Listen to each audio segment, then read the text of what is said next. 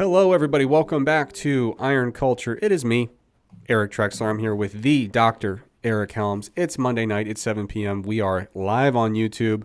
You know when it's Monday. You know when it's 7 p.m. You got a live episode of Iron Culture. That's how we do. Except for the weeks when we don't. Sometimes we do some pre-recorded gems. Last week was one of those gems. So it has been a while. Helms, how we doing, man? We're doing great. I literally just yesterday got back from Melbourne.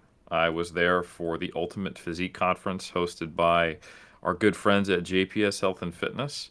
It was a great time. It was my people. We talked about bodybuilding. We talked about coaching bodybuilding. We talked about training for bodybuilding, and you guessed it, we talked about nutrition for what do you think, Trex? Bodybuilding. That's on brand. So just a big bodybuilding party with some of the best and brightest in the industry. I guess my invitation got lost in the mail. Lord knows I love to travel. I go everywhere I'm asked. And so joke's on you guys. Joke's on you. That's what I have to say. So awesome. Yeah, Well, it two sounds like things on that front, Trex. yeah. One, just to put it out there, they definitely would have invited more folks from other places all around the world, like of course yourself, because you love to travel, and we all know that. Yeah. But it was definitely a little more of a regional focused conference, smaller target audience, lower ticket price. So we had mostly the best and the brightest from Australia, New Zealand, that area. That's the only reason why I got lost in the mail is because it wasn't sent. And I don't think it's possible to actually mail stuff that far. You can't mail from Australia to the United States. So no, we're still sorting that out. Yeah. No harm done. So what was your presentation about, or did you have several? I was on two panels, which were Okay. great, and I also was on a individual presentation on day one where I talked through exercise selection for bodybuilding and some of the nuances, which is a nice segue to probably what we're going to be talking about today. Oh yeah, Sort of. absolutely. But before we get there, let's cover some of True. the basics here. So first of all, great episode last week. I think last week was the one we did with the Dr. Zach, correct? We did. That was Dr. Zach Robinson. Absolutely. And so talking all And of about course, Mike. yes. So we it was with the Dr. Zach Robinson, also Mike, in that order. Yes. On the marquee, Exactly. we put Mike in smaller font, probably in a different font. I would suggest maybe Jokerman or Comic Sans. I don't know. Comic Sans. Do people still know about Jokerman font in the old Word? Do you think they still have that font? You know what? If we send it off to the PR person and they use an updated word and it just comes out as like wingdings, that's fine too. Yeah. Yeah, I'm always curious about that because back in the day, Helms, you and I know this. When you were a kid, we were all working out of that like Windows 98 suite of tools. And so like you knew about the 95. wacky fonts. You knew about the wacky Yep. fonts. It was your only way of having fun when you were submitting a project in middle school. But nowadays, I feel like technology. I don't know if Wingdings or Jokerman font still has the kind of cultural significance it used to have. I'm a little bit worried about it. We're old, and Yes. hopefully our audience is at least somewhat aging with us, or at least accepting the fact that we're aging, so that our references don't completely miss the mark and land a little bit. But Yeah. we're boomers. It is what it is. Yeah, I was going through my cassette tapes the other day, found some great albums that I recorded from live on the radio. That's a real thing that used to happen, folks. But anyway, speaking of aging, I got surgery. How'd it go? It went well, as far as I can tell. The surgery, the goal was to sew my abdominal wall back together. So I believe that was accomplished as far as I can tell. Haven't really been poking around because it kind of hurts when they cut you open. So I've been leaving the poking for later. But they said it went well. But there were two things that they mentioned. Actually, there was one thing that was truly extraordinary about the process, something that I take a lot of pride in. In my college years, I worked very hard to build up a high level of resiliency when it comes to intoxicating substances. That was something I took very seriously, and I knew it would pay off later in life. So I became very robust. And they told me that when they tried to put me under for the surgery for general anesthesia, they had to like double down and then triple down because the doses they were throwing at me, not going to cut it. So first of all, I'm a fighter. I don't go down easy. Okay, that's number Nope. one. Number two, to all my enemies out there who wish to poison me, you better bring it. That's all I'm going to say. I'm not going to go down easy, and I'm a fighter. So I'm really proud of that personally. As far as I can tell, surgery went well. This is just the kind of crappy part where it was an umbilical hernia surgery. No idea how it happened. It just happened. And now I just can't do anything cool or fun. So like even jogging is off the menu for a while. Not that I'm an avid jogger, but it's still, there's something very hurtful when even things you don't want to do are taken off the menu and you're like, I didn't even want that and you're taking it from me. And that makes me want it even more, you know? So no jogging, no lifting. It's going to be kind of a boring, you know, process of getting back to where I can actually lift again. But hey, the Helms, Lord knows, you know this as well as anybody. You get older, sometimes they got to cut you open. You know what? I did have to get bilateral FAI surgery. I managed to be lifting only a week afterwards in a limited capacity because I will find a way to do whatever I can as long as it doesn't get in the way of recovery. You know, that's what machines and hip thrusts and knee extensions and leg curls are for, right? Yeah. And upper body training. Honestly, I wish I could do some of that stuff. But the problem is obviously for me, it's you can't have any intra-abdominal pressure. So like, Yeah. honestly, that was really straight. The surgery was fine. Anesthesia is no big deal. The most stressful part was when I had to sneeze a day after, and I was just like, what am I supposed to do? So I was trying to do is it was almost like my buddy had a dog who did something called like reverse sneezing. It was this cute little dog, and I was watching his Yes. dog, and they're kind of like doing this weird inhale-y kind of thing. It's almost like they're trying to clear their system, but in the other direction, and it sounds awful. He didn't warn me that his dog does this all the time, so I was like, great, I need to call Jake and tell him his dog died of like some kind of respiratory arrest on my watch. And I was like, dude, what just happened? Oh yeah, that happens all the time. So I tried to copy that, and so I was just like trying to not sneeze and just like do this reverse sneezing procedure. It didn't work. So I just kind of sneezed and was like, well, let's hope for the best here and hope we didn't generate enough intra-abdominal pressure to need another surgery. So I think I'm out of the woods in terms of just basic sneezing and coughing issues. And now it's like as long as I'm not an idiot and I don't lift anything heavy, I think I'm in the clear. You know what? I think this would probably be a less advised surgery if simply sneezing anytime in the week after getting it would, you know, shoot stitches and viscera across the room. So I think you're probably all right, bro. Yeah, but you know me though, like You can sneeze. I've seen it. I'm not like bragging about my sneezing force. I'll do it for you because I've seen some pretty Yeah. powerful sneezes come from the Trexinator. Yeah, I get that from my mother. She's the loudest and most aggressive sneezer I've ever seen. So that is hereditary apparently. But no, so the reason I was nervous about it was they told me, hey, so just make sure you don't lift anything heavier than a jug of milk for the next 6 weeks. And I'm like, if lifting a jug of milk is enough intra-abdominal pressure to put me in the danger zone, I know what's happening in these sneezes. And I can also feel it. It didn't feel good. I'll be very clear about that. Yeah. So anyway, I'm trying not to overthink it. I'm not double fisting milks of jugs because that's twice the load I can carry. So only one jug of milk at a time. And Good man. yeah, just burying myself in intellectual work until I can actually get back into the gym. But anyway, Helms, enough about me and my abdominal wall. People came here for the science, and that's what they will get. So, Helms, in this episode, this is, first of all, going to be a monster episode. We almost never say that. We've almost never said that in the history of the show, but this one actually is going to be a monster episode. The reason being, there's been a bit of a debate. Don't know if you've heard about it. We've done at least probably a couple episodes on this debate, I would say, or at least addressed it a few times, acknowledged it. So here's the thing, Helms. If I show you, let's say you're going to do a powerlifting meet, okay? And you walk in, and you're you. Big, strong guy. But you also walk in, and there's someone who looks like Bryce Lewis in your class. Just a absolute ball of muscle.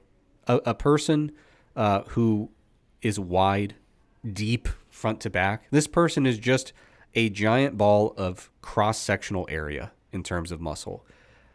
Something tells me, Helms, that you are probably going to have some trepidation about how this day is going to go in terms of your podium placement. That ultimately indicating when we think about what seems to be a major predictor of how much force a muscle can produce, hint, it's usually the big ones, the really big, thick ones. And so what's interesting is there's been a debate in exercise science where people have said, yes, cross-sectionally, it seems that, the cross-sectional area of a muscle seems to be predictive of the ability of that muscle to produce high levels of force. However, show me the proof that actually building muscle longitudinally is partially or fully responsible in a causal manner for inducing increases in strength. And those are two different things, right? So we can pretend two people that have never lifted, we're going to have them do a very simple muscular task. People who make this argument would acknowledge the bigger muscles tend to be stronger than the smaller ones. But what they're arguing is that once we start actually lifting to get stronger, the increase in muscle size does not seem to be driving the increase in muscle strength. And Helms, there is another new piece of research about this debate, and you were so generous and so kind as to cover it in the upcoming issue of the Mass Research Review. Folks, if you don't know about the Mass Research Review, this is how you stay on top of the research. Every single month, we review the most useful, most important studies happening in the realm of fitness, health, bodybuilding, powerlifting, being strong, being jacked, losing fat, mental health, sometimes as it pertains to fitness, cardiometabolic health. We try to make sure if it's important and pertains to some of your goals that are adjacent to your health and fitness, we try to cover it. And this month is no different, Helms. This is probably the single biggest paper that I would expect to make waves that got published this month. It'll be coming out, the new issue of Mass, the 1st of September. So, folks, you haven't even missed it yet. Just go over to massresearchreview.com, become a member of the Mass community. You have, 5 or 6 days? I have no idea how many days are in August, but you got 5 or 6 days to go make that happen. But anyway, Helms, this is officially your intro. I'm handing over the baton. There is new research on this topic, and I trust that you're going to lead us bravely into what that research found. I will take that baton. Thank you so much, Trex. And, importantly, this study technically isn't even published yet. This is a preprint, and it's been out, I think, since just May. So it is probably in peer review at the moment. And yeah, just to give a little more context, we've talked about this in depth multiple times in Iron Culture and in Mass, and that's because this isn't one of those debates you can settle, because it is very difficult to produce causal evidence for this. It's something that I think everybody's mostly on the same page with, but you're going to get a spectrum of skeptics. I would say the most reasonable and even, I would say, skeptical position that I can even, empathize with might be something like a James Steele critique. He would say, listen, at a certain point, you barely gain any muscle as a trained lifter. So any change there is only one of the factors that contributes to strength. So it's functionally not that important, and you should just focus on specificity. And I would say, well, that may be true, but the relative contribution of size to strength seems like it maybe changes over the time course. And there maybe your biggest ticket item that you could do, especially in a well-trained lifter. And that I can't prove that without a shadow of a doubt. But the closest thing I think we're going to have to relatively rock-solid causal evidence is contained in this preprint. And I think a cool thing about this preprint, it's by Dewart and colleagues, for those who are interested, and it is titled Muscle Strength and Size Relationships with Unilateral Progressive Resistance Training. You can find it on BioRxiv. Is that it's actually from a study that you would never think would be possible based upon some of the critiques you and I have levied at the exercise science world.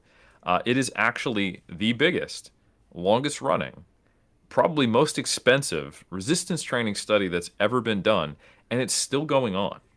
So if you haven't heard of the famous study, as you know, in science, we have to have ridiculous acronyms that sort of work.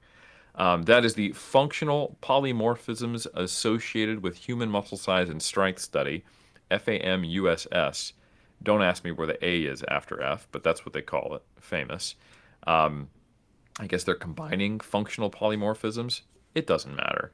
Yeah. But nonetheless, the famous study, the most well-known publication from this study is actually Hubel and colleagues' 2005 paper, which we brought up in the pre-recorded episode with Zach Robinson, because it is one of those studies that purports to display individual variation, which it actually shows variations among individuals at one time point, Right. pre-post. But anyway, it had around 600 participants, and it was published in 2005. I didn't know this, Trex. That study never stopped. Yeah, I It had kept no going. idea. Me Yeah, neither. they need to be doing more PR. They need to be out there telling everybody that they're big shots doing this big, cool study. Because, yeah, I had no idea. Yeah, they're not. Like, I looked for press releases, I looked for this stuff, but it's crazy, man. So this is a multi-university effort across 8 different sites, and it's been funded primarily, but not exclusively, by the NIH. So it's been like re-upping these funds and funds. It's multi-million-dollar study. So it has been collecting data since 2002. That's 23 years that it's been going. And, they were around 600 participants in the mid 2000s when they published that study. This Man, study I'm is sorry. I up don't mean to cut to, you off, but you said they started collecting it's data in crazy. 2002? Yeah.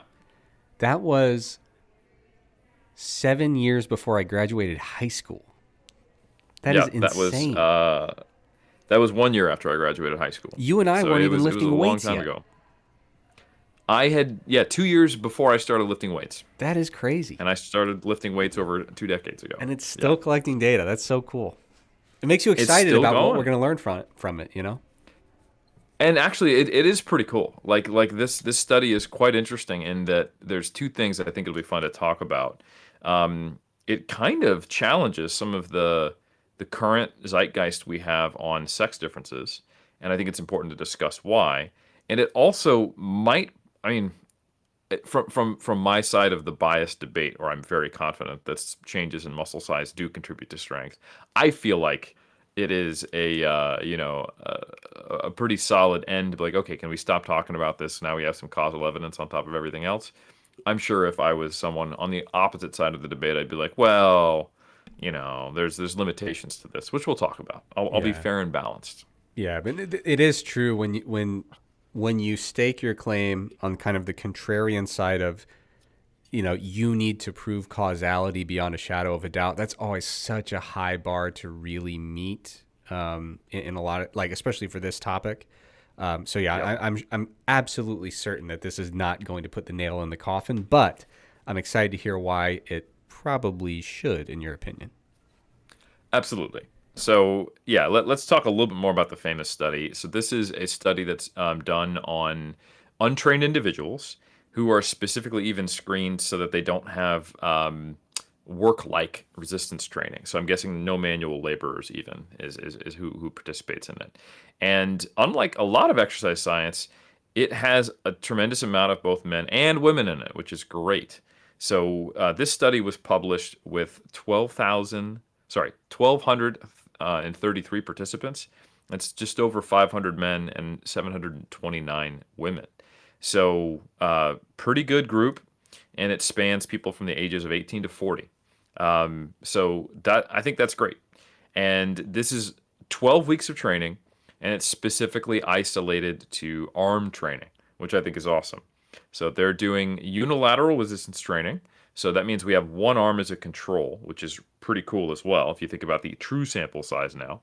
And it is doing both tricep and bicep exercises, and they're looking at changes in strength and hypertrophy. And that's what's reported in this. But the actual famous study is collecting a tremendous amount of additional data, and not all of it's reported in each one of these publications. So they're getting health data, they're getting, I think, genomic data, they're getting all kinds of stuff, blood pressure, everything you could imagine, demographic data, and that's going to become important as we talk about some of these other factors. But as you probably picked up from the overarching title of it, the famous acronym, they're looking not just at what this study specifically published about, the causal relationship between size and strength and potential sex differences, but functional polymorphisms associated with human muscle size and strength. So going all the way back to Hubel, the question was, hey, we want to look at variability in response and characterizing that. So there's a lot of cool questions that are probably going to become answered from this data, but this one specifically focused on sex-based differences,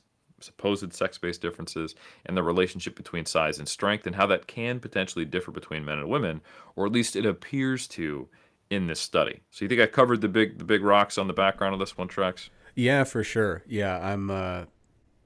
Part of me is feeling like we need to twist Lauren's arm and get her to write an article or at least do a podcast on the sex differences part of this. I'd love to hear her Yeah. chime in on it, but I will try to stand in and be a good co-host and throw some questions your way as they pop into my brain, my very limited brain, but I'll do my Well, best. let's hit the sex differences because I think they're important. I think we can cover them reasonably concisely. So importantly, we've got a tremendous amount of data here, right? We have hundreds of men and women. So of course we can make those comparisons. And before I get into it, let's talk about what did they measure, because it's important. They measured 1 RM bicep curl strength and also a MVC, so a maximal isometric strength on the biceps. And then also, really great, they looked at MRI upper arm volume. So, and that's an important thing. Not the bicep volume, but the entire volume of the upper limb. And that's something that they were looking at. So they're looking at changes from MVC as well as 1 RM bicep curl strength, changes in total upper arm muscle cross-sectional area and volume measured by MRI, and the relationships between these values not only at baseline in both arms, so dominant and non-dominant, as well as the changes over time and how those differed between men and women. So, with that kind of seed planted of what they looked at, let's take a step back and talk about the data we have on women and men generally and what we've found. So, the principal pieces of research that we rely on to inform our understanding of apparent sex-based differences, and I'll go back to why I keep saying that, are the two most recent meta-analyses on this topic. And importantly, these meta-analyses include the Hubel study. So, which is the last big publication that measured some of these differences and could report differences in men and women.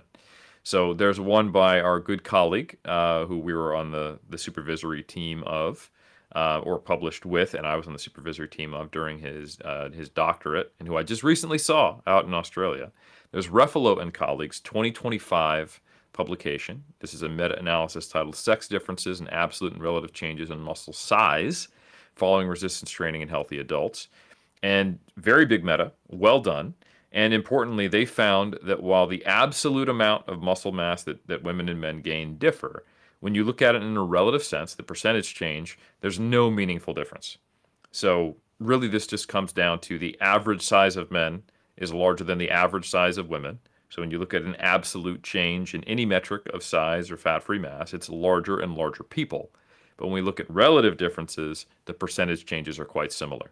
So you may have 120 pounds of lean mass as a male, but you only may have on average, say 95 as a woman. But in both cases, you might see a 10% increase over X amount of time. Kind of cool.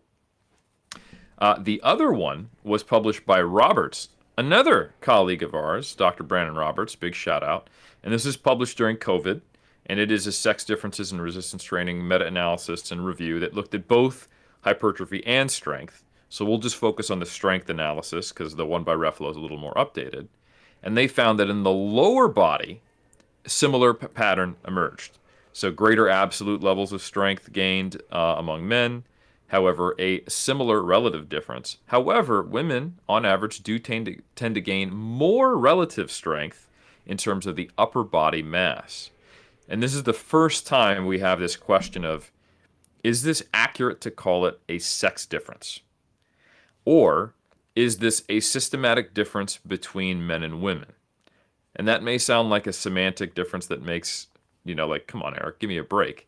But when we say sex-based differences, we use sex rather than gender. We're specifically talking about biological differences between the sexes. Is this actually something that is being influenced by the biological differences between biological men and women? Or is it that being quote unquote untrained or trained or the baseline level in the typical average man and woman in most studies systematically differs in some way? And I would say it could be both, but my money is probably on the latter, and I can present some information that supports that later. Trex, how we doing? Good. Yeah, I was gonna chime in a very non-helpful way and just say if you're not interested in boiling down arguments to levels that almost feel semantic in nature, this is not your episode because It's not. we're digging into the nuances of, again, like you said, is this a factor of, a biological sex difference, or is this just based on where the typical untrained or semi-untrained male or female starts at when we recruit them into a study. And again, talking about, muscle size and strength relationships, for most people, I think really addressing that debate at all already feels like we're getting way too into the weeds because they've seen very large people who tend to be very, very strong. And they say, it seems like if you get larger, that'll help. But no, I think you've done a great job so far. I'm much like our many listeners in the live chat. I'm just sitting back and taking it in. I do want to give a quick shout out, if I may, Tina Carlson joining us from Santa Cruz, California. Gustav Rodriguez joining us in from the UK. So it's an international affair in the chat. I love it. Glad to have him here. We got you over in New Zealand. We got a lot of continents covered right now. 3 by my count. And you're out there in the States? Yeah. Mm-hmm. All right. So thank you, everyone, from joining us from all over the world to understand these really interesting findings. So, the reason why this is kind of cool, Trex, is because in our field, we're pretty clear that a meta-analysis should sit at the top of the evidence hierarchy. But in the medical field, where they sometimes do have, not even sometimes, where they frequently, compared to us, have randomized controlled trials like this one that are multi-site, multi-million dollars looking at health metrics, and sometimes have 1,200 people, they're able to have a similar sample to what might be in a meta-analysis, or at least a sufficiently high sample to have a lot of statistical power and confidence with less heterogeneity. So there's more homogeneity. You don't have to do an I-squared statistic. You're not worried about the comparison itself diluting the inferences as to how consistent they are. So some have argued that, hey, I would take a really high sample, well-done RCT over a meta-analysis if it's on a really homogeneous topic. And one could start by saying, well, hold on, should I take the findings in Dewart as gospel on sex differences, or should we look to the meta-analysis? Yeah, no, it's an interesting debate, and I just want to echo, like, if you were to ask a person, many, many years ago, several decades ago, what is the best form of evidence you could get, they'd generally say, give me a big old randomized controlled trial, control this, that, and the other thing, and let's do this and just answer the question once and for all. And if you can recruit a sample large enough and have a long enough timeline to really capture the physiological phenomenon that you're trying to investigate, then yeah, that's a really, really good way to do it. But that was also because meta-analyses were so simplistic back in the day. But as we've gotten, honestly, it's not that long ago, a matter of a handful of decades, that the premise of doing multiple regression, which we teach in Stats 101 now, was computationally out of reach. It was how would I ever do it with like real messy world data? So it's just, for a long time, a randomized controlled trial was the best thing you could possibly do. But then in the world of like training studies, we're used to bring in 22 people, measure them for 12 weeks, and we'll just jam them all together and use the stats to kind of sort out the craziness. But no, in theory, if we could feasibly do really, really huge, really, really long randomized controlled trials, that would be fantastic. We could do a few of them, combine their results at a participant level, control for relevant covariates, and that would be the way to do it. It's just a participant level meta-analysis of very large, well-done randomized controlled trials. But we've now gotten into this world where we have a few of these just incredible RCTs that we view as really top-tier evidence, and also we have some of these meta-analyses that may be just junk. Let's be honest. There's some meta-analyses that are not done well, regardless of the studies included. There's also some meta-analyses that are done well, but the RCTs included in them individually maybe don't answer the question that we really want to get at. So it's an interesting debate. It's not so simple as, well, I remember what the picture of the pyramid is, and the meta-analysis is at the top these days. There's more nuance to it than that. Well said. And the reason I'm bringing all those things up is because the present study by Dewart did not align with that typical understanding that we have, except arguably for maybe the upper body strength aspect, which I'll discuss, because that does seem to be a quote unquote sex difference in the metas, in terms of the relative changes. So, straight up, what we saw first off is that the men gained significantly more whole arm muscle volume and cross sectional area. So 14% increase in their arm size compared to a 10% increase in women. So right there, we're seeing a difference in the hypertrophy data. And then again, in the strength data, we see that the men increase their 1RM and MVC significantly less than the women. So this does line up with what we saw in the meta. So the increase in 1RM was just shy of 40% in the men, but it was 61.3% in the women, and the MVCs were a little closer, with it being 17.3% in the men and 23.6% in the women. So this is a bit of a head scratcher. Why aren't we seeing that same consistent finding of a similar relative increase in size? And then also, why are we seeing these persistent differences where women seem to gain more strength in the upper body?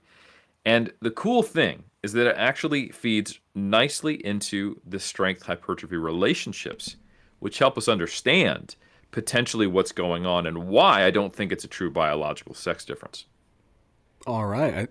I don't want to slow you down. I think this is a good time to dive right in and get into the strength versus muscle size debate. Okay, and that'll actually help us understand what's going on here. Yeah. Which won't So be much of first a off, debate because we agree. So that's a problem. But it's us agreeing it is about what a it debate. is. Yeah. Yes, it's us commentating on a debate. Yes. So first, when we look at baseline, specifically at the MVC test, this is an isometric test, requires less muscular coordination. There's baseline between size and strength. So in the men, it was significant because this is a huge sample, and that's just the way it works. If you know the sample size and the R score, you can get significance at pretty low R scores in what we would call small or even trivial relationships. So they were in the high 0.2s, R score 0.28-ish between men and 0.2021-ish in women. Pretty comparable. But for the more dynamic, the 1RM exercise, the relationship was significantly stronger in men. It was around 0.44 to 0.47, and it was around 0.27 for women. So this suggests that at the start, men had a better established link between their muscle mass and ability to express strength dynamically. So this is, eliminating co-contraction, being able to do so. And I know I'm not saying a bicep curl is complex, but compared to literally just flexing your arm in a fixed position, it is a bit more. So the authors themselves actually hypothesized here, and I'll talk about the changes in a moment, that maybe what we're looking at here is a systematic difference in what it means to be untrained. So yes, we did screen for people who were doing more resistance-like training in their day-to-day jobs, but what they can't prevent is that people typically, especially in the U.S., play sports in high school, right? And these are all 18 to 40-year-olds. Most of this data was collected in the 2000s. Some of this data was collected afterwards. But if you go and you look at the databases on participation rates in sport, it is increasing. It's getting better when you're looking at differences between the sexes. But even now, today, if you look at like current high school students in the U.S., there's still only about 3/4 of the participation rates in sports of men compared, or I should say, girls compared to boys. But if we go back to when most of these participants were in high school, we're looking at rates that are about 50% to 2/3. And more importantly than that, Trex, is that what is actually being participated in. And for men or boys, you should look at it. There's a big disparity between the top slot, second, third, fourth, and this persists all the way to modern day. While among Girls sports, there is like a top three, there's a top 10, but the top three have very, very similar numbers.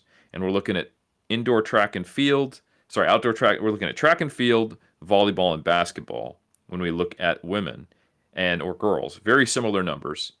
And in boys, it is like a stratosphere up, more than doubling the next category sometimes, American football.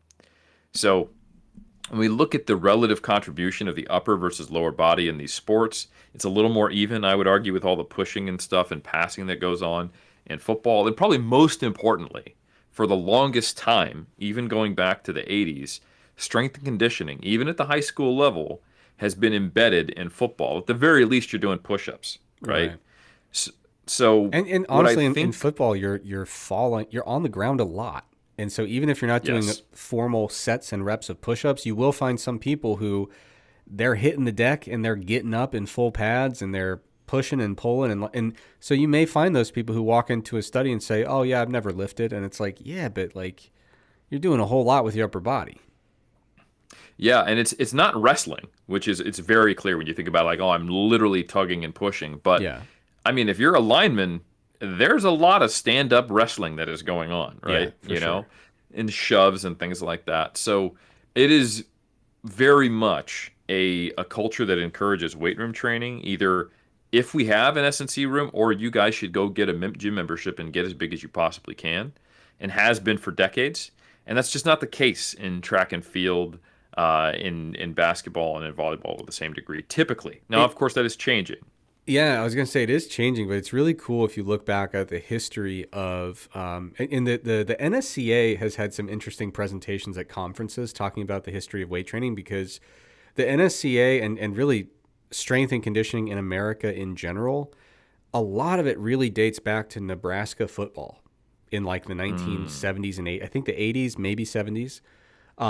But it's really where American collegiate strength and conditioning really took hold.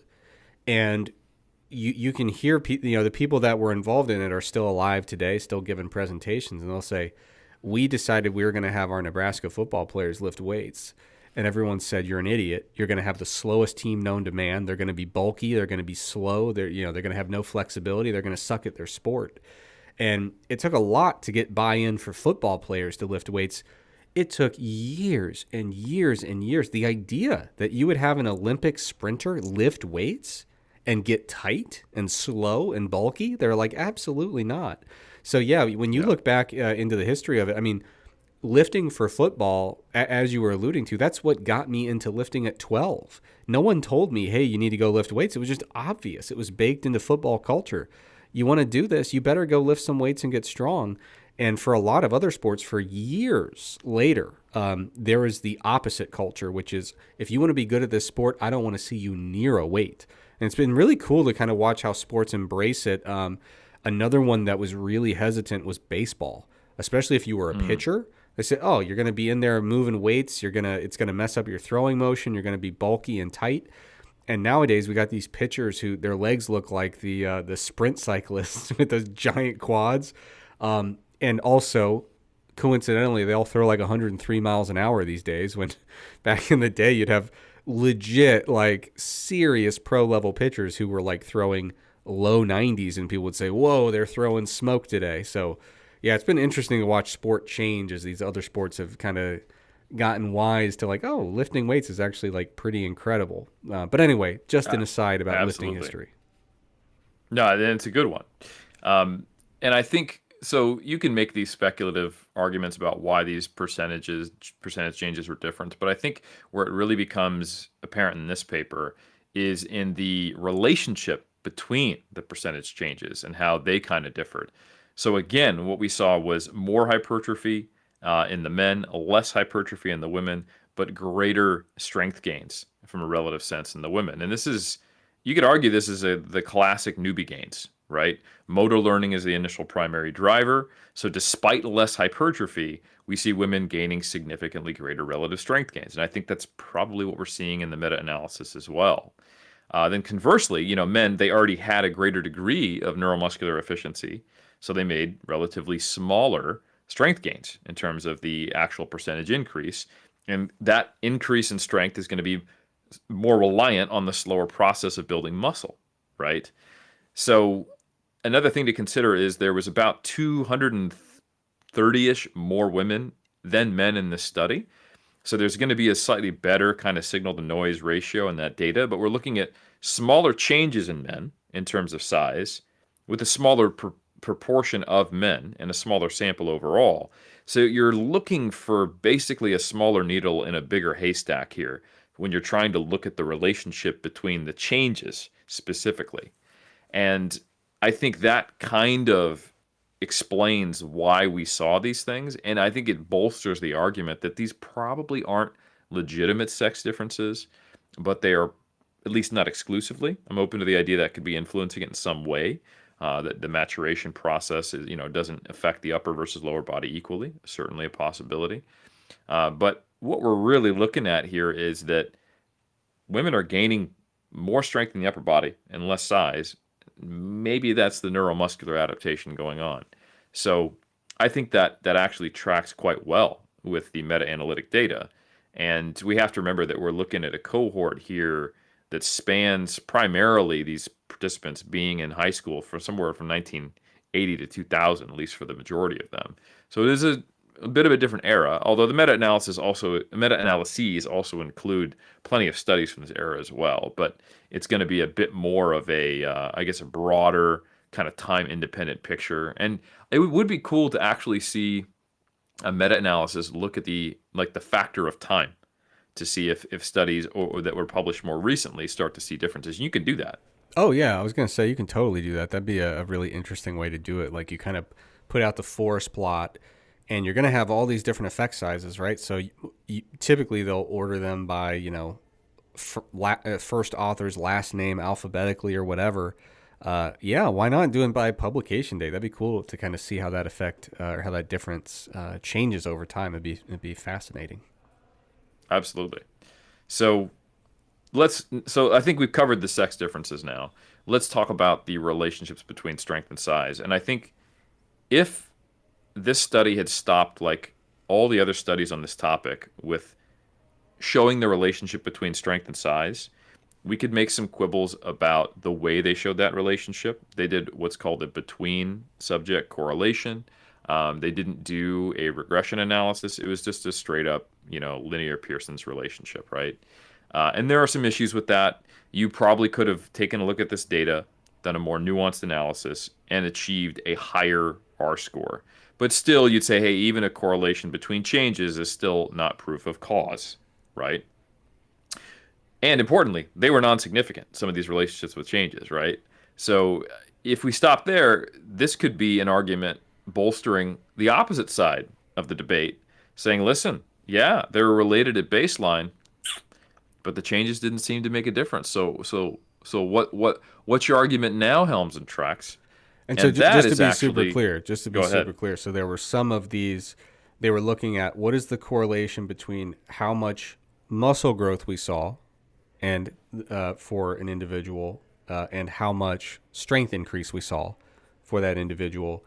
And they tended to be fairly weak. And you said some of them were significant and some were not. Is that correct? Correct. Yeah. So what we Okay. had for the entire cohort specifically, Yeah. when we look at the relationship between MVC, that was significant, as well as the 1RM. That is the relationship change between MVC and one repetition maximum with the change in muscle volume. But when you look at the individual groups, the males did not have a significant relationship Okay. for MVC.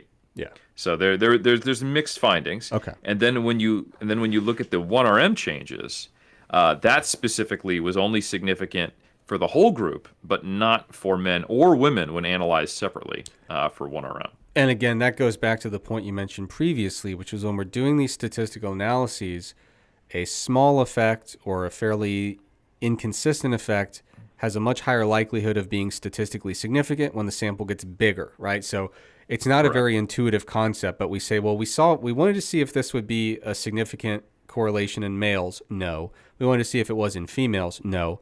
But what about if we did it for everybody and the answer becomes yes? And you're like, well, how would no and no become yes? And it all comes down to the sample size. And then you can even take the slightly less strong position on the other side of the debate of yes, changes do contribute to strength, but they don't matter. And you could say, okay, well, what's the R score, Helms? Yeah. So it's significant in the whole group, and it's P equals 0.032 for 1 RM, but the R score is R equals 0.084. Yeah. So then, if you want to get an idea of what the hell does that mean if you're a non-statsy person, if you square that R score, it gives you an idea of what percentage of that variability is explained by this relationship. Yeah. And so Not much. Not squaring not eight not a lot percent to is tiny. not a lot to hang Yeah. your hat on. So what you could defensively say is, okay, I acknowledge that if you look at literally 1,200 people, a 12-week change in their early phase of strength gain does contribute in size, does contribute to strength, but in a way that does not matter at all. If that's all you got, Helms, then I will accept. Yeah. But, But but, but, that's not all they did.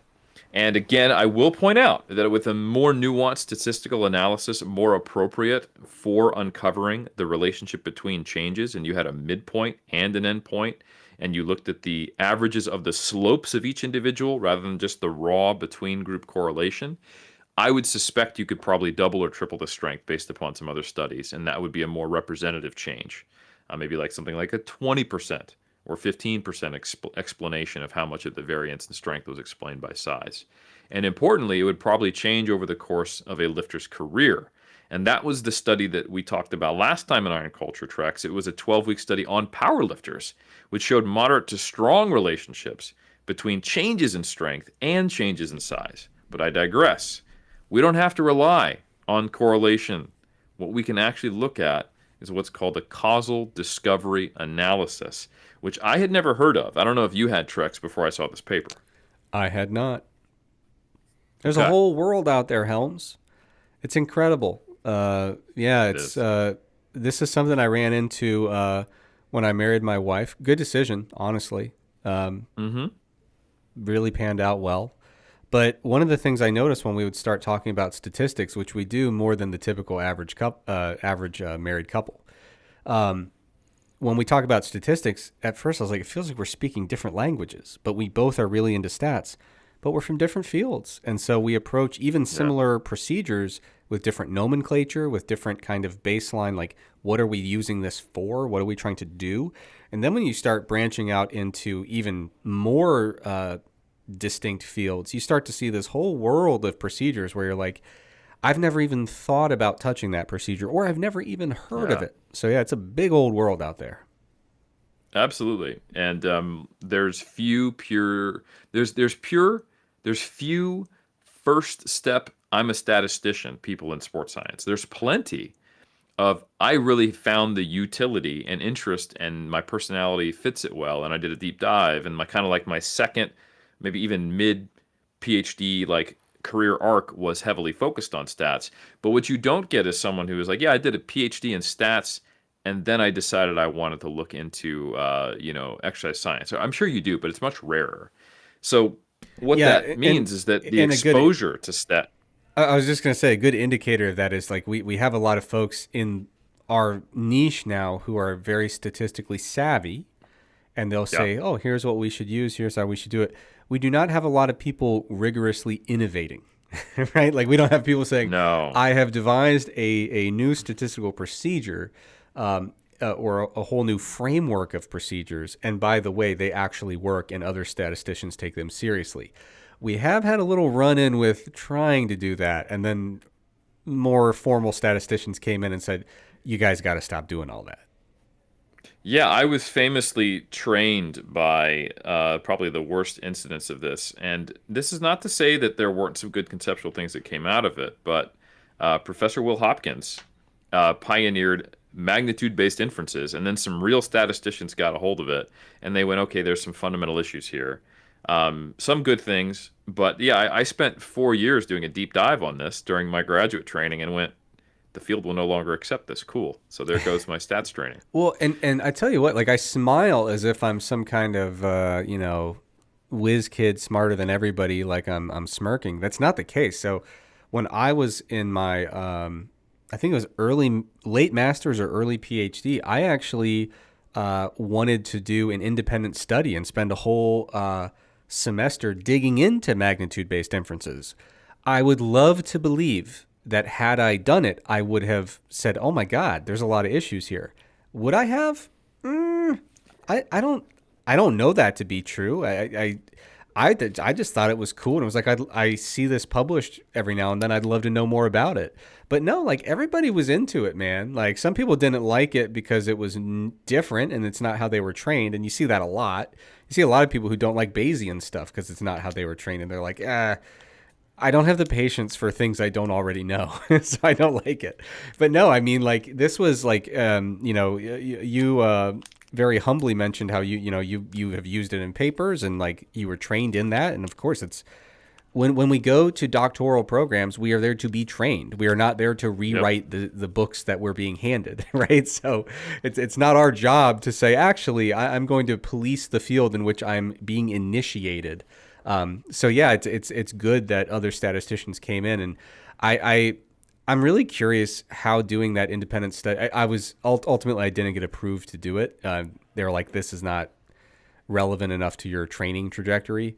I am curious to see if I had done that again, would I have caught on to like, this is way too liberal? Or I certainly wouldn't have been doing the actual like serious analytical approach of like debunking it. But I do wonder if I would have caught on like, man, there's way too small and inconsistent effects that are kind of passing here. Maybe, maybe not. I do wonder, maybe it would have made me just an absolute, the gambling term they use, Helms, is just a sicko. Okay, so for context, it's like the people that are so into it that they're betting like a football game that 4 people are watching on the other side of the world. It's not even televised and you're putting in money on it. Maybe I would have become just an absolute sicko with statistics and just it would have devoured my whole personality and all my interests. I have no idea what would have happened, but I can tell you what did happen. I didn't do the independent study, and then a couple years later I was like, thank God. Cuz oh my God, I would have felt so cheated. Cuz now you can't use it. Yeah. You can't, and it's kind of unfortunate because the basic premise of MBI is just interpreting the confidence interval of effect sizes, and then applying qualitative descriptors to them. And unfortunately, it started leaning towards the same thing that was never intended to happen with p-values, of just having a binary decision of p less than 0.05, and it became, what if there is any possibility of having a non-small negative effect? And if it even has a hint of being neutral to positive, we'll say yes to it. And then what they did was they made simulations to go, wow, this is actually creating far more false positives than even a liberal p-value approach. And is that what we want? Yeah. And is it systematically biased? And apparently it was, based upon some of the functions in the spreadsheets. But anyway, let's not do that. Give me 1 second. No. Okay, go ahead. Allow me to save my career, because I did just make a gambling reference. Now that I technically work in an athletic department, I should note, as I've said many times before, I have never actually gambled on sport, but I do listen to a lot of football podcasts, and I'm always interested on what the lines are going to be.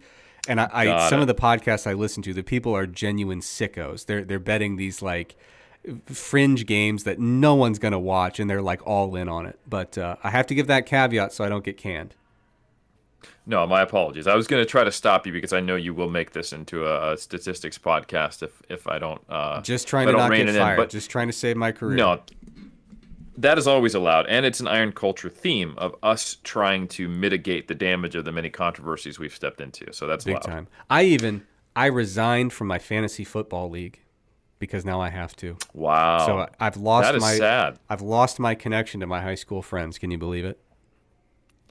You know what, to be honest, with the landscape of the NCAA, and here, this is last aside, then I swear to God, we're going to actually talk about the topic of the podcast. It boggles the mind of everyone in academia outside of the U.S. that universities are what they are in the States, that they are a sporting complex, that are 80% massive, basically professional sports stadium with hundreds of thousands of people in it. And then, we also teach some classes. And they just don't fundamentally get it. Because we do have university sport here, but it is not at all the same. It's like a club sport of 20 people. It's like chess club. Yeah, no, I took my wife to a football game at Ohio State, which is where I went to undergrad. We packed 108,000 people in the stadium, and before the game, there was a military jet flyover of like four jets in a V. And she was like, "What is happening here?" Because she didn't grow up in America. She's like, "This is a completely unfamiliar thing to me." And I was like, "Yeah, it's incredible. It's the best." Yeah, and people from the States don't get it the other way. So they'll come out, and I make a joke because my wife, she's finishing up her PhD at the University of Auckland, not Auckland University of Technology. And I make a joke, oh, she's with the enemy. And they'll say something like, they're visiting, they want to go see like Hobbiton and where Lord of the Rings was filmed, and they want to go see the crossing and go down and see, Milford Sound. And they're like, oh, so I bet you guys really get amped up about the AUT Auckland University games. And I'm like, that's not a thing. Yeah, no, and it's crazy because like now I'm at Duke, and like, dude, like if you come to Duke, like the coolest thing you can do here is go to a basketball game. Like it is a legendary environment. Same thing, Ohio State in football. Like you want to go to a game. Like that's yeah, it's completely different. Someone comes to Duke, the first thing they ask about is the basketball rivalry, and so Yeah. I You cherish it, but can't buy I understand it's odd. it's Yeah, you can't buy an AUT basketball shirt. The funny thing is, the weird thing is, it's annoying because there's enough of a parallel that if you talk to someone who didn't understand the cultural differences, you'd have a very confusing conversation. Because we do have AUT sport, and there is a university sport games, but it is quite literally the same size as your local rec league, like shuffleboard league. It's a thing that occurs at the university, but it is not the same. Yeah. So anyway, shall we I can't talk believe you about went on how that big they? detour, but yeah, let's get back into the paper. Shame on No, you. how did that happen? Who has been derailing me? I don't know. I don't know. Yeah. So anyway, causal discovery analysis. It is something that neither I nor Trex. So that means that basically anyone in exercise science had never heard of this before, because you're within the top tier of statistical awareness and knowledge in our field. Bottom of the top tier, Knew but I'll about take it. this. You're still there, Yeah. okay? I'm not even in that tier. So this is not something. I would consider it very innovative in exercise science because obviously it is something because it's in this paper, and this is an exercise science paper. But it is well established in, say, like epidemiology. So it is adjacent and very common in things like computer science. And it is one of the many tools that I am learning about, and I think is really neat, where you can look at observational data and untangle the complexities of what is correlated. So we've talked about Mendelian randomization. That's a really innovative way of using genetics as a natural control. This is a similar approach where you can take large data and you can start to look at strength of associations with essentially a highly complex algorithm, and you can create associations between everything in a data set, and then basically just remove one and then relook at it again. Remove another, relook at it again. And you do this in a tiered based fashion. And it requires a tremendous amount of baseline data collection so you can look at relationships, separating into these different factors, and also expertise on the part of the researchers so they can say, all right, we need to go through these multiple tiered associations and pull one out so we can see the direction of causality.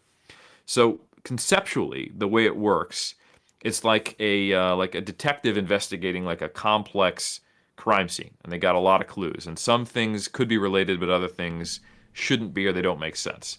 So the algorithm, it sifts through this web of relationships, and it looks for what they call conditional independence. It basically asks a series of logical questions. All right, so if we account for the influence of baseline strength, does sex still have an independent relationship with strength gains? And then it'll pull one out, put another one in.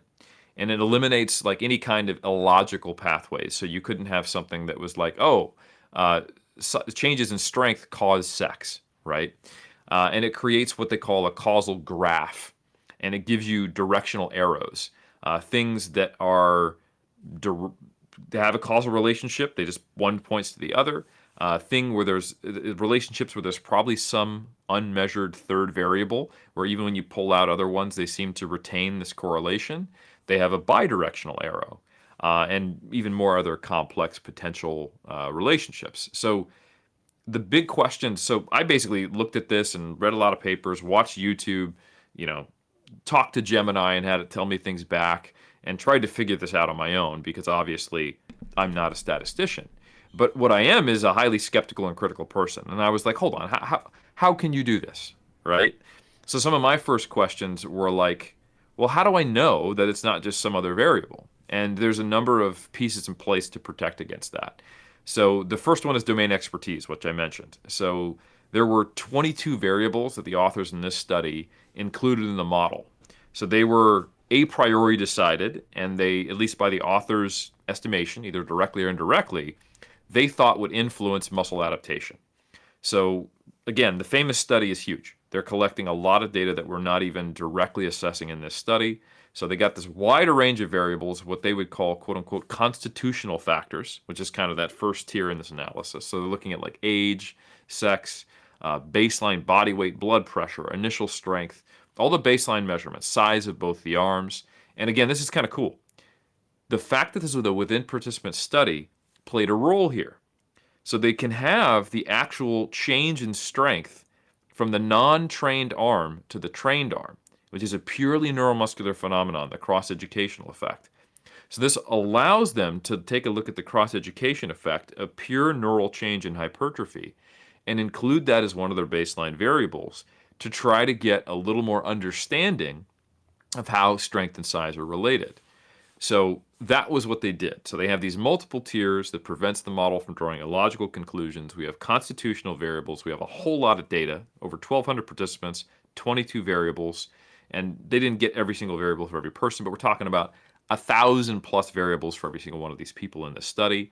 And then what they started doing was they started sampling, like drawing names out of a hat and replacing, so that they looked at different subsamples within this 1,233 sample. It's a process called bootstrapping. It's basically stress testing it mathematically. So trying to see, is this a reliable process? If we're taking a large enough sample of our sample, do we still see the relationship? Or was this potentially some type of statistical fluke where, no, it's just this sample that has it? So what they're doing is they're drawing names out of the hat, they're replacing it. So some people are picked more than once, some people aren't picked at all. They did this 100 times, and then they looked at what percentage of those hundreds bootstrapped resamples of the same data do we see the same causal relationships. So that's how they did it, and that's a very high-level understanding. I'm sure there are some epidemiologists who are listening to this tearing their hair out, but I'm just trying to give people a basic idea of how they can get around this very difficult thing to do of trying to tease out directional and strength of potential causality from these correlations. So how did I do, Trex? I thought you did great, and there's an automatic reply to all the hate mail from statisticians that says, hey, not bad for a fitness podcast. I'll take it. Yeah. Not bad for a fitness podcast is probably an excellent description for iron culture generally, I would say. For what sure. do you think? Yeah. Yeah. Cool. So yeah, I think I will acknowledge that for all of us non-statisticians, this causal discovery analysis is essentially a black box. And what I'm trying to do is to get you an understanding of how it works conceptually, so it's not just a trust, right? Because I didn't trust it. I'm like, I want to understand at least how this supposedly, looked at this relationship. Yeah. To be clear, now that people are more into like AI, which enables or can enable analysis of like completely unstructured data with completely unstructured relationships, like it is worth noting that there are some applications of like AI based analyses or like, machine learning based analyses that they're kind of known that if you don't set some guardrails and parameters, they're just false positive machines. But this is something that actually has some very thoughtful theory based structure to it. And I think you made that very clear and helped kind of not, it's not like everyone's ready to go do their own analysis with this procedure, but the black box doesn't seem quite as opaque. I would say now it's like one of those the early version of the Apple computers where you could see through. It was like a translucent shell on the iMac, yeah. And they always be like orange or some kind of fun color. So you can look and you can see that there's like little chips and stuff in there. I get it. Yeah. So let's talk about some of the limitations, like how this can go wrong, and how much should we put this on the same level as somehow you could do a randomized controlled trial where you could like randomize hypertrophy to people, right? And then look at the influence of strength. We can't do that. That's not a thing.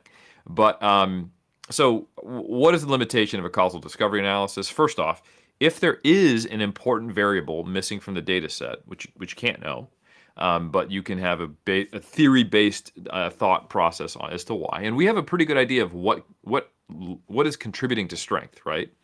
So we got the cross education effect. We have baseline levels of strength and size. We have health. We have age, which importantly did seem to be a causal effect on strength as well. The older people got, there seemed to be some decline in strength, and that lines up. That's a good thing, right? It wasn't as strong nor nearly as stable because this wasn't a study on people over the age of 40. But we know that sarcopenia is something that might be cropping up a little bit, or at least systematically lower activity levels in the people who are older in this study. But anyway, if there's an important variable missing from a data set, the model can absolutely produce incorrect results, to your point, Trex.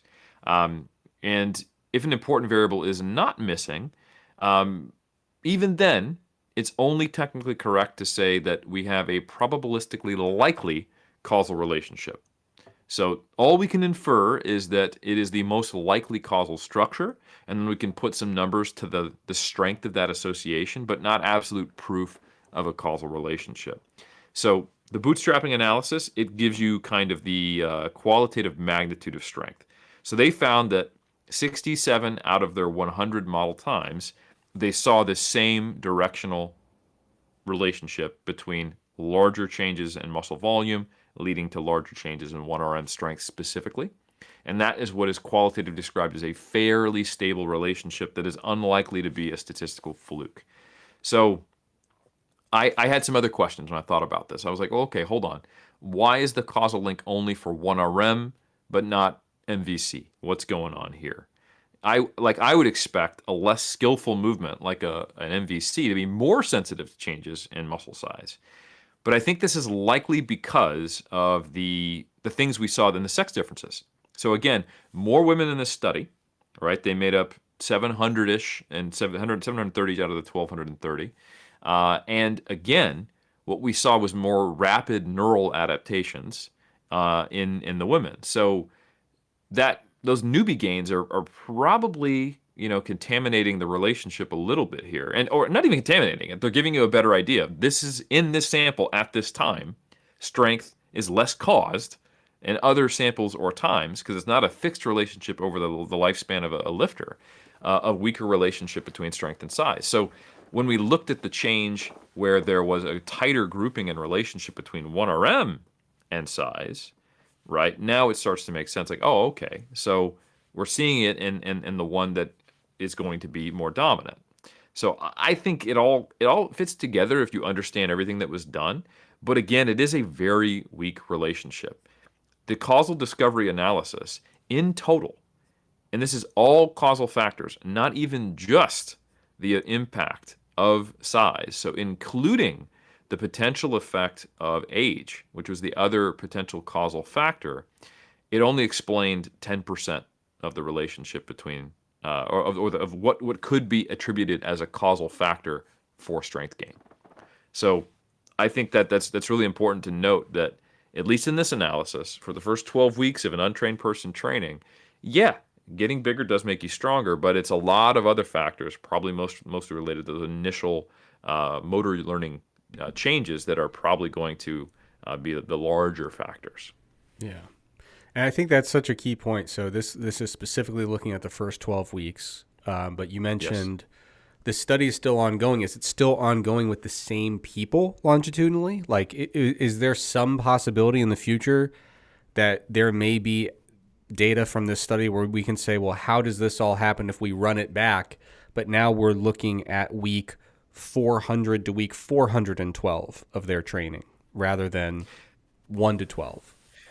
Yeah, I don't. It's possible that one arm or one aspect of the study or one of the 8 sites, they are enrolling people for longer than 12 weeks, but from what I can just tell from looking at it and looking at all the various papers and preprints and all the data I can get, is this is a multi-site 12-week study. So Okay. we may not Yeah. have that information. Yeah. Um, Because I think, to me, one of the things that, like you said earlier, like being totally charitable or being fair, I guess, some people will look at this and say, okay, I told you so. Like you had to go through this whole convoluted, process of this, really nuanced analysis. And the whole thing altogether is explaining 10%. And everyone out here is acting like the only thing you can do to get stronger is get bigger. I think the most important nuance or caveat there is if you told me this was the first 12 weeks and we were going to find any causal link, I'd say, okay. Like I'm not stunned, yeah. but it is kind of an uphill battle because we all know I mean, some of us, Helms, remember our first 12 weeks of training because we still have that kind of cognitive horsepower. The neurons are still firing for us, Helms, at our young ages. Not me. Not me, buddy. But first 12 weeks, you're learning the ropes. You're like a baby giraffe trying to walk in the gym. You're getting your feet underneath you. There's so much neural adaptation happening. It's not to say that there's zero muscle growth, but you certainly don't view it as the predominant factor driving your No. gains in strength. But when you look back at your lifting career after you've been doing it for a couple decades, you say, man, the main thing that made me a better bench presser, or you fill in the blank, from 2017 to 2022 was I gained a whole bunch of muscle, and so I think that's such a huge thing to keep in mind with this debate is no one is saying that or that muscle growth is the only causative driver of hypertrophy. And the earlier you get in one's training career, I would say people really abandon the idea that it's even the predominant driver. That's always been the kind of the kind of basic information you get in XPhys 101 is the initial phase of training. There's a whole lot of neural adaptation. Don't bank on growing a lot. Absolutely. And even if you do, it's probably not the main thing driving your strength. But the question is, once you've gotten, through the, months and months and years of kind of establishing those neural adaptations, now what are the main levers we can pull for gaining strength? And I think that's where you and I are probably on the same page, that it becomes, getting technically very, very good at the thing you're doing and building muscle. And I think the building muscles, like I think some people they go, okay, it's 10% of the first 12 weeks. What is it? Maybe 20-30% later. I actually think the data. Now here's the thing. I'll put the limitations of what I'm about to say up front. This is based upon looking at relationship of change scores in trained populations, not causal discovery analyses in trained populations, and they're not the same, and I won't pretend they are.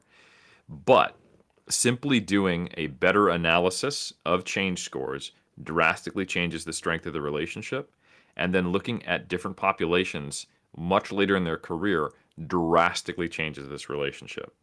So when we last discussed this, we were looking at the study on powerlifters specifically. Man, there were some pretty damn strong relationships over 12 weeks with squat, bench, and deadlift.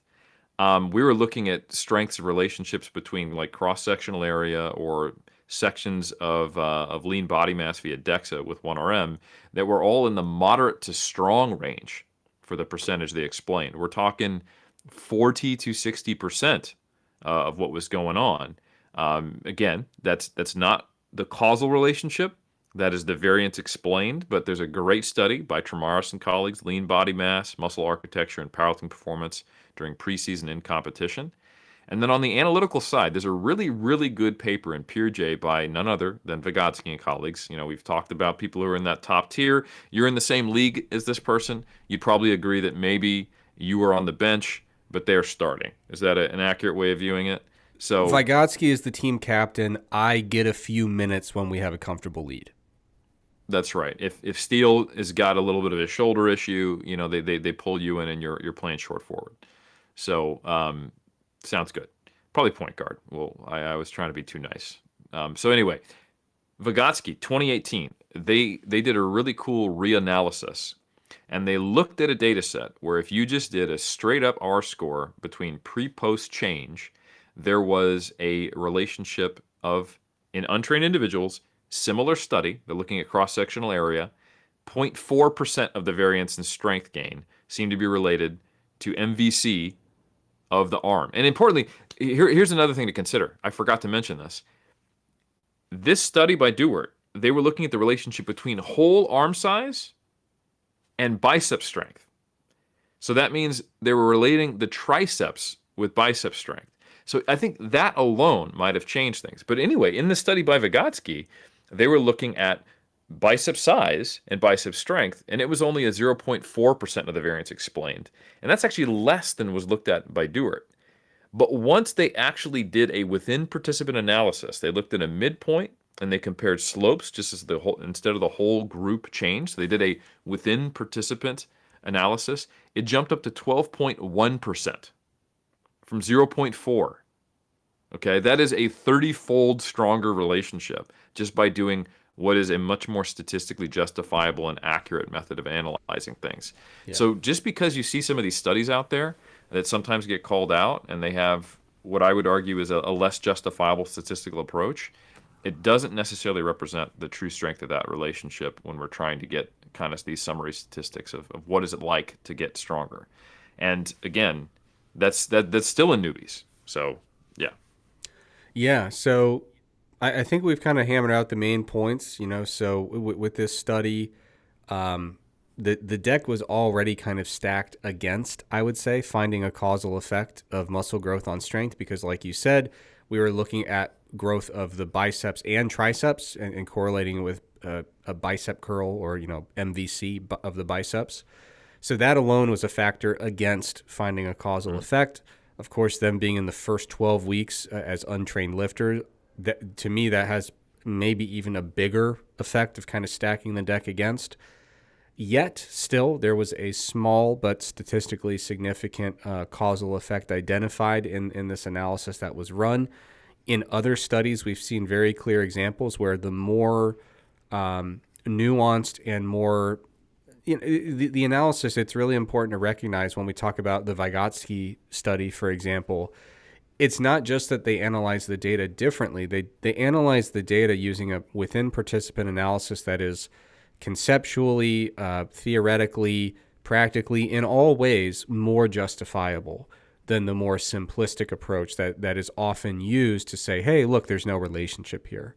So it really is important to consider the using in a statistical approach that is appropriate relative to the hypothesis and research question, number one, and then number two, factoring in those circumstantial factors that really do dictate a major impact of what we should expect to see, which is what is the context here in terms of how much skill acquisition and how much neural adaptation are we observing in parallel with this muscle growth? If you really wanted to understand, is there a causal effect and does it matter, you would study this in circumstances where we're using a nuanced within subject statistical analysis. We're collecting large amounts of data, really nuanced, or just so you can sort out any covariates you need to in a nuanced manner. And you're making sure that you're creating circumstances in the experimental approach or the research approach, the design of the study, where you are not anticipating dramatic neural changes or massive shifts in skill acquisition, right? So we're not going to bring in people who have been leg pressing for 36 weeks straight and say, great, now we're going to do the study with squats, and they're going to spend the next 12 weeks learning how to squat, basically. And if any growth happens, it'll be coincidental, basically. So anyway, a lot of these studies where people will say, see, there's really either no proof or a direct lack of justification for the claim that muscle growth has a causal impact, partially driving strength gains, they're almost always pointing to studies that really fail to meet these criteria of what you would need to address that question in a meaningful way. And again, I think the biggest misnomer, the biggest misconception, I should say, in this topic is that anyone is out there saying muscle growth is the only driver of strength gains. It is so dependent on the context, and especially when we're talking about beginner to even intermediate lifters, there's so much other stuff going on that most people would claim muscle growth is contributing, but is not the sole or even in some cases the primary driver, which is a huge distinction. That's a great summary, Trex. All right, beautiful. Do we have anything else we want to add here, or is it time to wrap up the old show? No, I think we did a good job. We covered not only why we think there were sex differences, quote unquote, observed, that were probably more systematic differences in untrained men and women based upon who participates in the research due to likely things that they did in their youth, even when you control for factors related to people's jobs, which, by the way, not all studies do. I think that's another thing to point out, is that there is not only differences in what people might have done in their youth, but there is still only, I think, even though it's increased, if you look at manual labor jobs, much more men in manual labor jobs than women. Brother, you're not going to believe me. The audience won't believe me. I don't care. I'm telling the truth. This is my life. Okay. I was doing a study, and there was one of the biggest people I've ever had in my lab in terms of just pure muscularity. This was a person who had not lifted weights in at least 5 or 6 years. This was the most muscular person, despite all the training studies I've done and studies with bodybuilders even. The person was massive. And here's the two things that were really responsible, Helms. Number one, this is a retired professional football player. So the genetics, check. This man touches a weight, he grows. Number two, he was working in a job where he had to move heavy boxes around.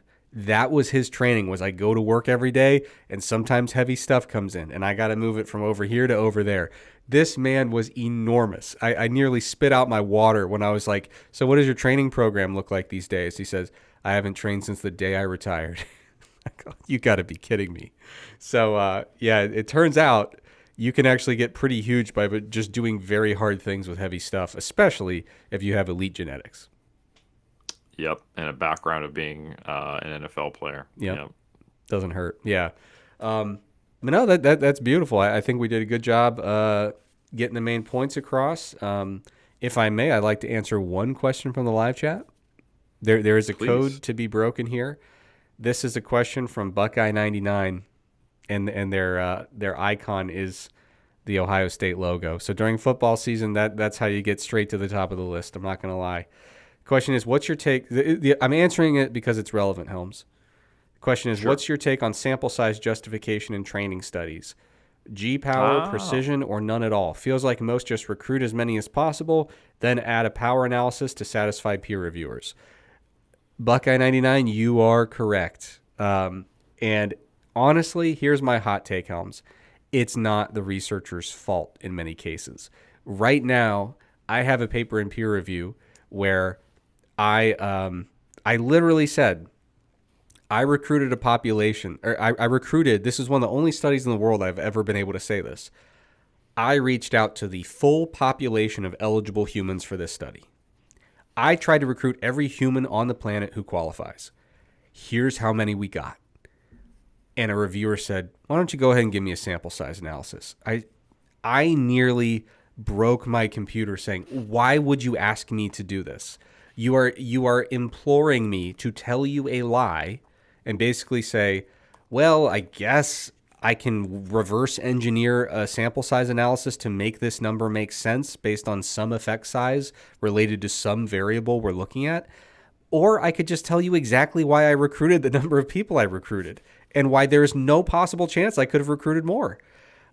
So yeah, the answer is yes. There's a lot of studies where they basically say, we have enough money and time to recruit 28 people. Recruit 28 people. And then when they go to the paper, they say, we put a number that makes no sense into G-power, and what do you know, it told us 28 would be fine. So my response in terms of, does that happen? The answer is yes. Does it happen a lot? Yes. Is it always the researcher's fault, or are they getting their arm twisted by reviewers? It's both. You know, some people have had their arm twisted so many times by reviewers that now they just do it and say, don't twist my arm anymore. I'll just give you what I think you want. So that's not good, but it is what it is. And I don't condone it at all, and I don't participate in it, which is why I'm getting my arm twisted right now, and I don't like it. The approach I like to take, I'll just briefly acknowledge there's a paper by Daniel Lakens where he talks about I think, six Great different paper. ways to justify your sample size. Very simple, very to the point, and it's not always go in G power and make up a number. Honestly, I don't even really like G power. I prefer to just simulate data sets that I expect to observe and then just do it 10,000 times and calculate my actual observed power under the conditions I expect to see. And the reason that's really great is because you can do much more complex models that way. You're not just stuck with kind of basic comparisons. But anyway, in the Lakin's paper, justifications may come down to the old-fashioned, I expected an effect size this large based on prior research, and therefore I recruited this many people. That's the most simple approach. Sometimes it's just like, I recruited literally everyone I could, and this is what I got. Sometimes Lakin says it's totally justifiable to just write in your paper, I had enough money to do doubly labeled water research. Sometimes you just only have enough money for 100 people. And that's big for doubly labeled water. So you just Oh yeah. say, I had enough money for this, and I did as many as I could. So I am calling on the world. Let's just be honest about how many people we recruited. Like, what is the purpose of perpetuating these white lies that serve nobody, Helms? Why do we do this? Because they force us to. And then the ironic thing is then you've done it. You have it in your paper and you feel obligated to then interpret your data as though I had a sufficient sample size, so everything I observed is rock solid representation of the population, when it's absolutely not, because you're assuming a large effect. And if you happen to discover a large effect, it's almost certainly a fluke. Yeah, yeah. So I love the question, and again, it totally ties into when you're looking at papers on some of these hot button issues, and there's contrasting perspectives on it. If you're just viewing studies based on a p-value less than 0.05 or not, and you're not factoring in the sample size, you are going to walk away with some misinterpretations and thinking, well, this study totally contradicts that one. In some cases, again, we find if we did this study in a sample of 300 people, it's non-significant. If we did 600 people that are just like them, it becomes significant. Does that make the effect more meaningful? No, of course not. Maybe it makes our estimate a little bit more stable and precise by having a bigger sample size, but at the end of the day, the sample size is a huge factor whenever you're interpreting research, and we need to stop doing this little game as a field where we just pretend to do a calculation that is useful to nobody.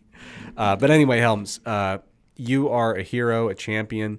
Led us through a fantastic episode talking through your article.